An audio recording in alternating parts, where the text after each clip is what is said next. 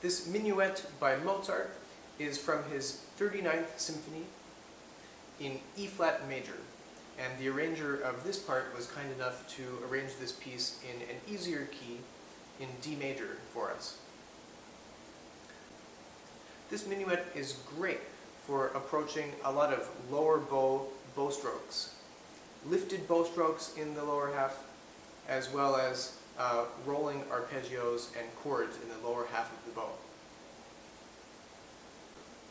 For the first chord, we can roll the first two grace notes in the first couple inches of the bow.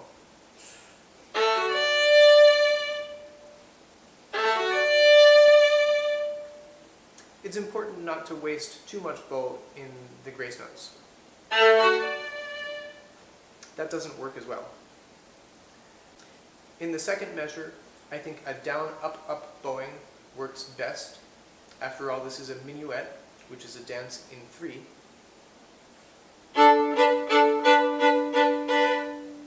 However, I'd be really careful not to slam into or accent the last notes of any phrase.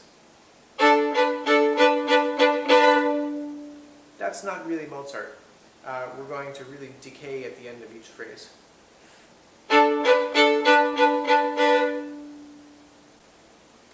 In measure 17, I think it's important to realize that the accented quarter notes are simply that. They're accented, they're not really dotted in any way.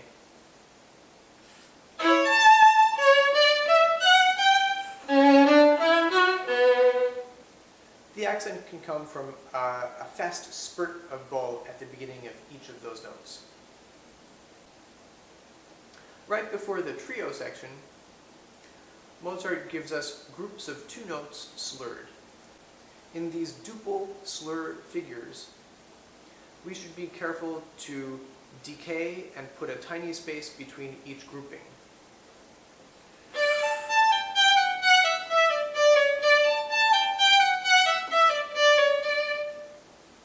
Be careful not to accent the second note.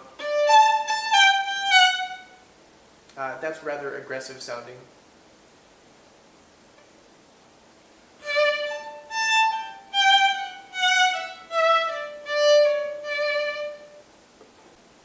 This slight separation makes this passage very clear to listen to.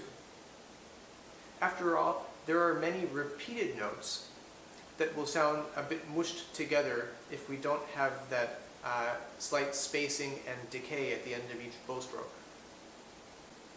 In the trio section, it's marked dolce, sweet, and I think it's important not to be too short or dry with the dotted quarter notes under the slur.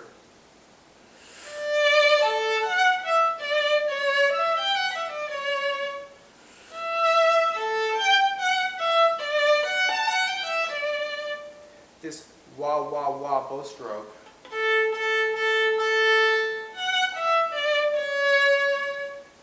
is called a portato, and I think that's a much more appropriate bow stroke for this section instead of a lifted, dry bow stroke.